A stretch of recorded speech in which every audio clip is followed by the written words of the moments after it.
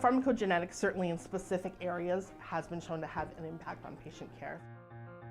The role of pharmacists is something that's not been well studied, and that's really what we're interested in looking at. So the project we're working on is called PRIME, and we've got the two phases to the project. So one is a training program for pharmacists, where we brought them in for a 2-day live training, and we're supporting that with online learning. And then the second part is where they're actually going to roll out and do genetic testing with their patients in practice. And part of what we're trying to evaluate is it feasible in a community pharmacy setting as well as a family health team, but also what is the impact of the recommendations that the pharmacists are making. We're bringing together partners from the Center for Addiction and Mental Health, the Leslie Dann Faculty of Pharmacy, as well as here at Women's College Hospital.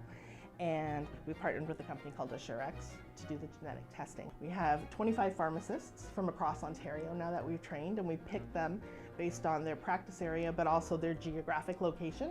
And the goal is to get up to 300 patients that they'll enroll. My role is really in leading and developing the training programs. And the idea would be to cover foundational concepts, but also how that information applies to different therapeutic areas so that the pharmacists would feel comfortable incorporating that information into their practice and making recommendations for patients. The fact that somebody has a specific genotype, is a poor metabolizer for a certain drug metabolizing enzyme, well, what does that mean for that drug? How might that influence their response for that medication?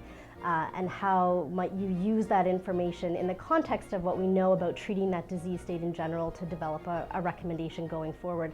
So I think that's how pharmacists can play a role, is just in helping tailor those recommendations regarding drug therapy. That's where I think pharmacists need to have that knowledge to come in and bring some sense to the area.